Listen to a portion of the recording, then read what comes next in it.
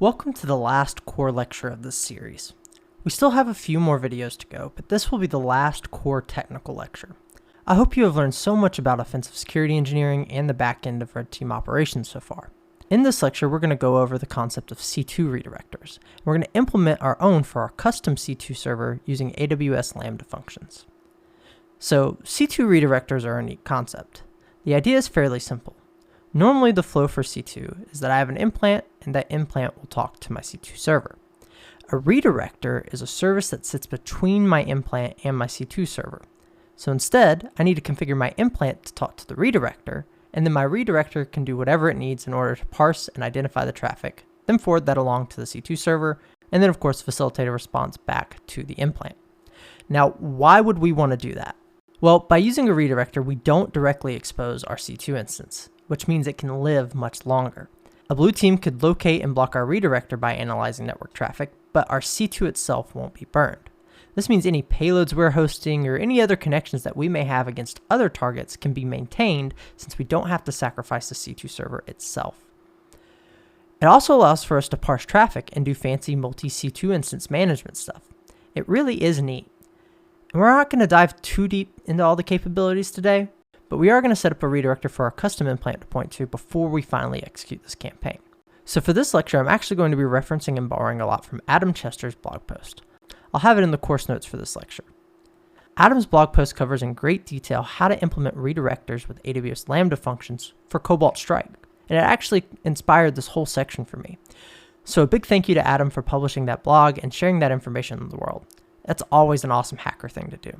Now, originally I was going to try to use Adam's code as is, but the reality is I didn't need most of it, so I ended up writing a lot from scratch. So while I am really inspired by Adam's blog, I couldn't really use much of the code because it just didn't apply. I needed something more simple, actually. So what I have here is now written from scratch, just heavily inspired by Adam's blog. Now, what's really cool about all this, though, is that we're going to use an awesome framework that I love called the serverless framework. Adam elected to use Golang as their language of choice here. Now, usually I'm more familiar with writing Python-based lambdas personally, but I stuck with Golang to keep a common theme, and our implant's even written in Golang as well. Anyway, back to the point here. Serverless framework is a framework that's designed to help you develop and deploy serverless applications. What in the world is serverless anyway? We've already been living in the cloud. What does it mean when I say serverless? There's always a server, right? Well, you're right, there is. But serverless is this idea that we don't need to spin up and maintain our own server infrastructure, or even like Kubernetes clusters or any other infrastructure. Our servers and infrastructure become the platform itself. In this case, AWS, but this could be Azure, GCP, or any other service provider. Basically, a service is provided that we can use to execute code to run an application. It takes our code and runs it all for us. In AWS, these are known as lambdas or lambda functions. So we are essentially setting up a lambda function that when hit on a given endpoint does the thing that we needed to do.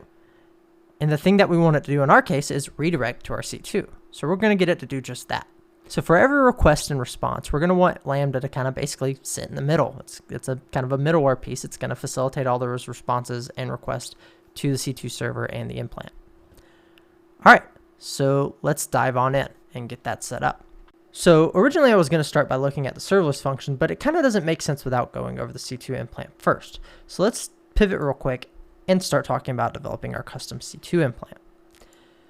So this is our custom C2 implant. You see we already have some pre-filled Lambda endpoints from when I was doing some testing before. Basically, this implant for this course is going to be kind of a single-way communication. Our C2 server can really only facilitate one at a time, and we'll take a look at that code in a second as well. But I built this based off of Agent Smith, which is a very, very rudimentary Golang C2 implant that's supposed to be universal. The idea behind Agent Smith is that you would use public infrastructure, something like, Twitter as a C2 or something like that. You just point it at the web and give it a certain syntax and it'll parse the commands. This is more succinct. It's more purpose-built to interact with a specific C2 server.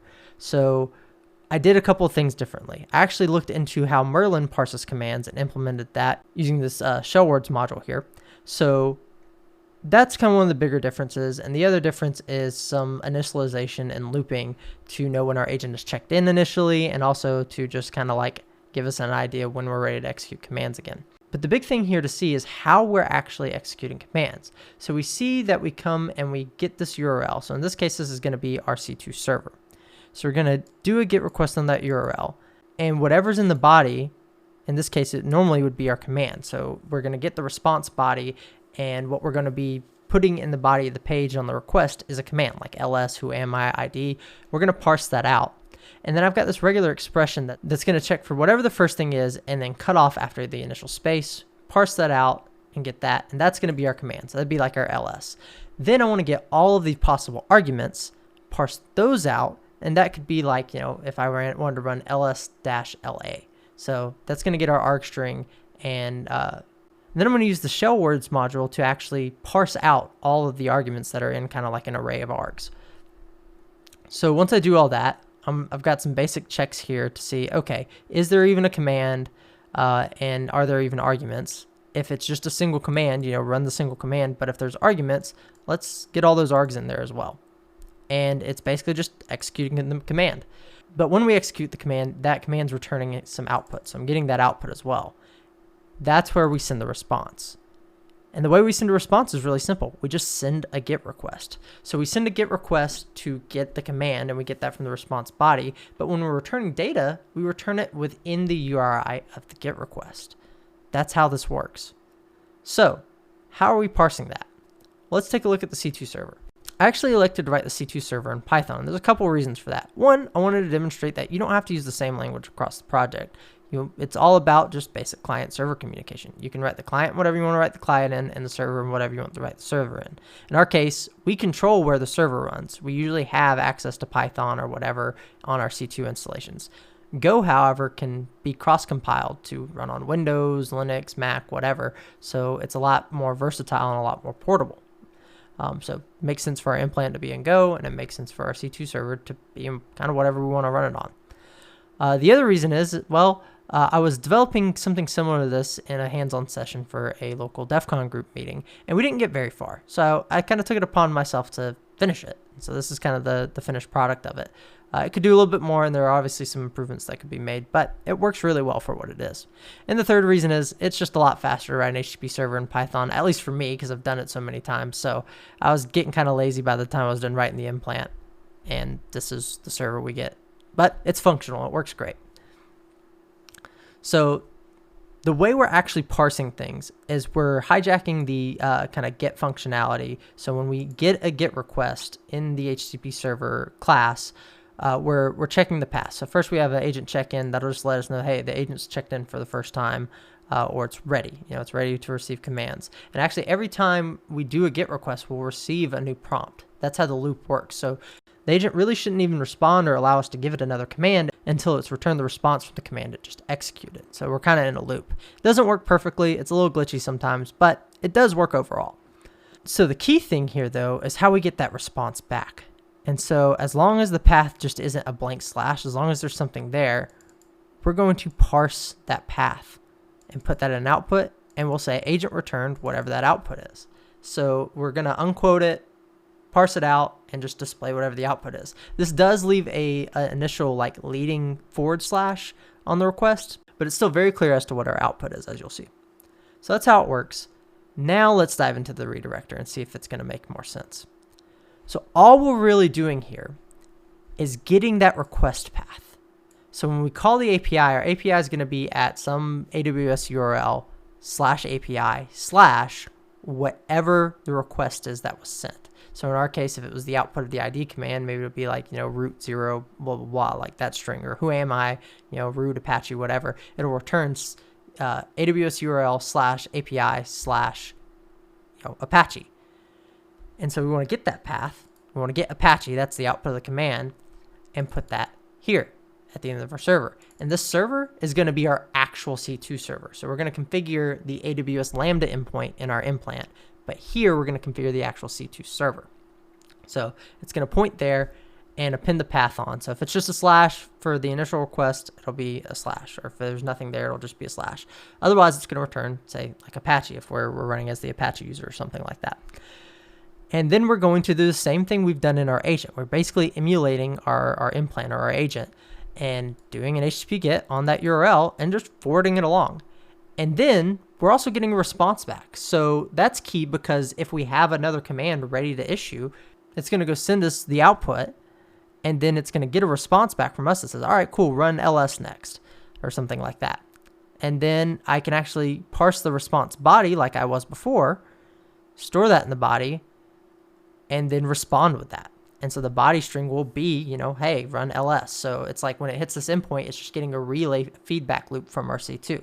So that's basically all that's happening. It's literally taking the exact same request that our implant normally facilitates, sending it along, getting the response, and then just displaying the response back. So it's emulating what the C2 server would be doing anyway. Really, really simple. That's all this redirector is. So I've got, of course, some instructions here on how to actually set all this up. To set up serverless or Terraform, you need to make sure that you actually have, you know, a service account in AWS with the proper credentials and permissions. I'm going to leave some documentation and some reference links into what that looks like, but I'm not going to go through step by step and set up an actual AWS account and do that, because I realize some of you aren't even going to be using AWS and may be using other technologies. The key thing here isn't those initial configuration steps, it's the core tooling. You know, again, this is not a course about how to use Lambda or how to use AWS or anything like that. You'll have to kind of search elsewhere for that. I'll try to point you in the right directions for ways I've figured it out, but this is assuming that you can get that far and actually execute these tools. So we're kind of on the next wave of that. So I'm sorry if you've never seen that before. Unfortunately, that's outside the scope of this course, but I am happy to help you if you run into any issues. Feel free to shoot me a message. However, I'm all set up and ready to go for this. And our instructions here are pretty simple. First, we want to make sure we configure the parameters correctly and the URL string based on what connection type we have. And what I mean by that is here in the main Go, it can either be HTTP or HTTPS. We're going to stick with HTTP. By default, when we hit the API, our communications from the implant to the API are actually going to be HTTPS. So that's really good from our target environment's perspective. But it's all going to be clear text on the back end, which isn't a huge deal. But obviously, if you want to have encryption all the way through, you need to somehow configure the C2 server to use TLS, or even if it's a self-sign cert or something like that. If you want to do like a self-sign cert, you're probably going to have to implement some Python crypto libraries. It's just currently very rudimentary right now, and that's how it is. It's your first, you know, for many of you, this will be the first time ever looking at a custom C2 implant or trying to build something yourself of this nature. So it is very rudimentary, but it's like that on purpose. So we're going to keep HTTP because that's what we're going to use. And now we need to use make to actually build our binary. So there is a make file that we'll look at real quick. And what this is going to do is actually set up our environment variables, tell us where everything's going to go, you know, clean everything up. It's a full make file. It builds it, you know, there's a build, clean, deploy. So we're going to run make. It's going to build our binary. And that's important because this is a Golang based Lambda function. So we have to actually build the Golang binary. This is a step that I skipped often when I was doing this for the first time in Go instead of doing it in Python. I would make a code change, then run an SLS deploy, and nothing would work. And it was really painful. And then I realized that I just was forgetting to run make every time. So rookie mistake when I was first learning all this stuff, but I'm going to pass that on to you. So we're going to run make. That's going to build it. And then our next instruction is simply to run SLS deploy. SLS is the serverless framework deploy. So run SLS deploy. And we actually have this dynamic server variable here for our public IP or domain. In this case, we know that that is udemy-c2.injection.sh. And I'm going to want to run this on a specific port. We're going to run this on port 9001 because it's over 9000. We're already occupying port 80 and we're not using TLS, so I don't want to run into some weird issues with 443. And it really doesn't matter in this case because this doesn't affect our egress traffic at all. So just as long as it's something that's listening on the C2, it'll work just fine. So we're going to do that, and this is going to deploy our Lambda function. All right, so while we wait for this deploy, we're actually going to go start setting up our actual C2 stuff. So I'm going to cheat a little bit. I'm just going to kind of copy paste things around. So I'm going to go get the C2 server, and we're going to go over to our C2 server. I'm going to get a clean kind of session going.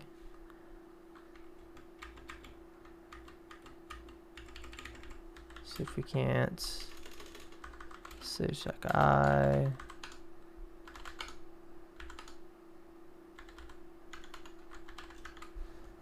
I don't know what my IP was off the top of my head. Hopefully we can go get that from here. Awesome. Just get a clean session because we want to maintain our proxy, and also there's just a lot of verbose outputs on the other two sessions. So I'm going to go into /temp. We're just going to run everything out of here. So we're going to make a temporary call it simple C2. Host this out of here. And I'm gonna run tmux. Because we're probably gonna do a couple things out of here. In fact, I'll go ahead and set up some working directories because we gotta serve our implant as well. All right. So first thing I'm gonna do is get our Python file here. So I'm gonna say vim. What do we normally call it? Simple C2 server. Simple C2 server.py. Doesn't really matter, but oh, I knew that was gonna be a bad idea. All right. So instead of cheating, we're gonna copy this correctly.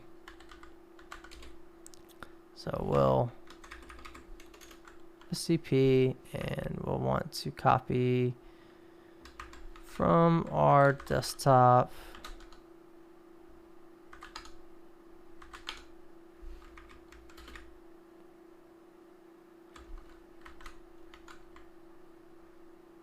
to here.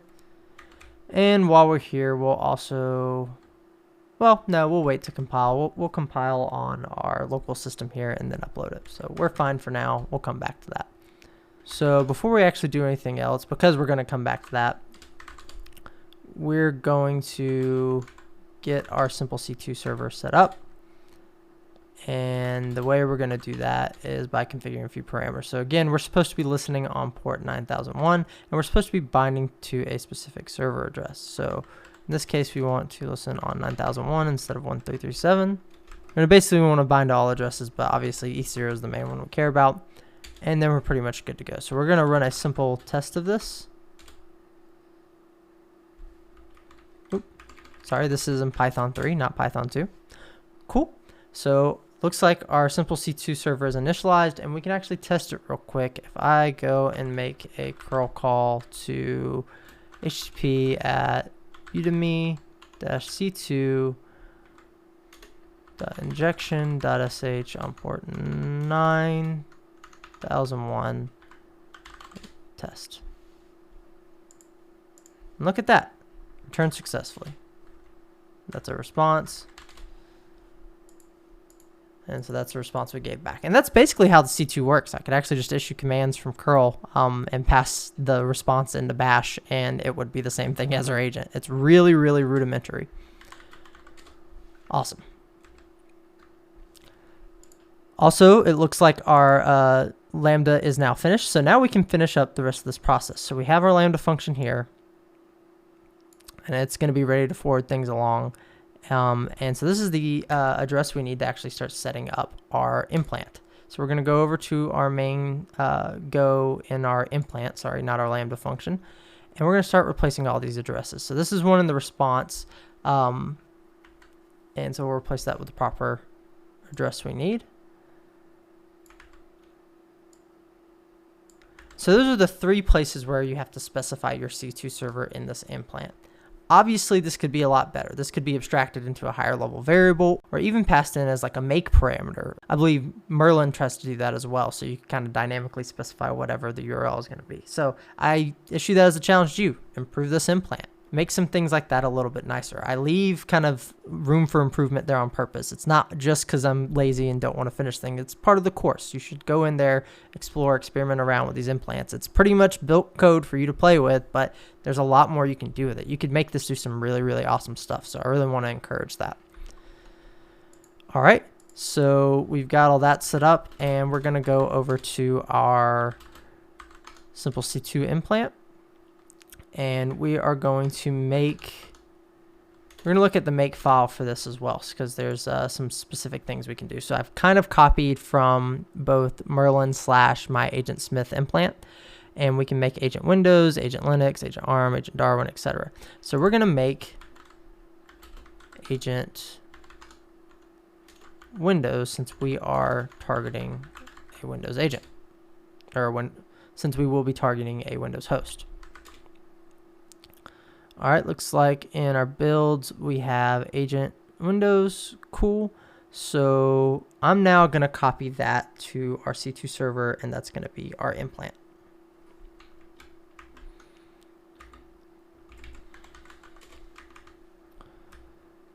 So much like we did before, only this time we're going to go over to builds. And we're going to go ahead and name this. We wanted to call this chrome.exe. Awesome. So now we actually want to start tmux, and we'll call this simple C2 again. And we'll copy chrome.exe into /temp. Put this in dub. Go to /temp. And we're pretty much ready to start up our C2 server. So we'll run Python 3.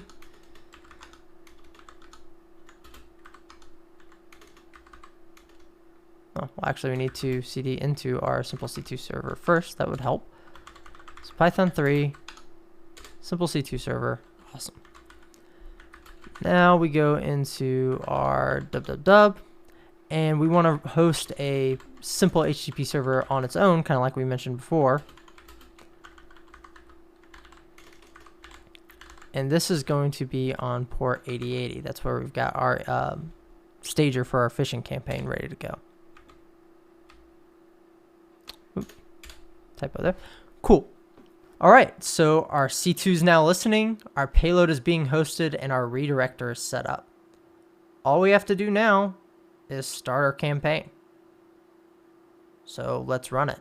Now the caveat step here is that once I run the campaign and download the binary, I'm going to have to get this, I'm going to have to get it onto a Windows system real quick. So there's going to be some kind of background finagling as I emulate the process a little bit, but overall it's going to work really well.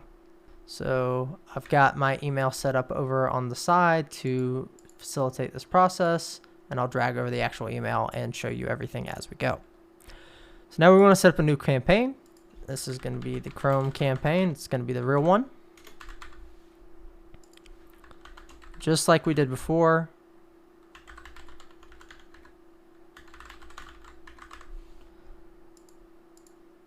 And launch. If we've configured everything, this should be pretty streamlined.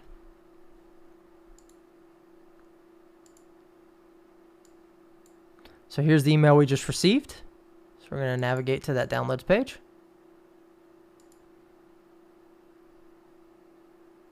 You can see right away that we've got our email open and the link is clicked. So now let's go download that malware.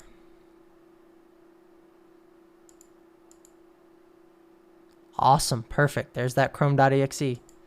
So we'll save it. And then here's where I have to go do some kind of background finagling to get the rest to work. So I'll probably skip ahead to where it's ready. All right, so I've got the Chrome exe downloaded onto my Windows victim machine. So we've successfully worked through the process. They've been phished, they've downloaded the Chrome, and now they're going to install this fake Chrome update, and we should get a callback. So we'll run that. Agent says it's ready. Run just a quick who am I. Awesome, we've got command execution. So we've successfully ran through this entire scenario. Now, we've already been over the whole three-phase process in the other lessons. For this one, we've done a lot. And you all know what our next step is. That's to stay in. So we try to gain some kind of persistence, maybe set up a better C2 mechanism than what we've got here. This was a custom implant, gets us to bypass things. Now from here, we could try to turn off security controls so we could get maybe like a interpreter payload or something in there. This is just our initial access. We got in. So of course, next we want to stay in. And then you all know the last step is to take actions on the objective. But as far as our course objectives are concerned, we're in good shape for this scenario. So this is where I will leave you all. Like the other sections, the assignment here is to try to implement and make use of what we've done. This lesson does emphasize using AWS a little bit more, so if you're in a situation where that is not feasible, I highly encourage you to look into other redirection strategies. I'll link a few blog posts and guides in the course materials so that you can follow along on your own and try to set up maybe a local redirector and get some proof of concepts going in that context. That concludes this lecture. There is one more bonus lecture if you choose to tackle it, but if not, I hope you have all learned so much, and I look forward to you wrapping up this course here shortly. Thank you.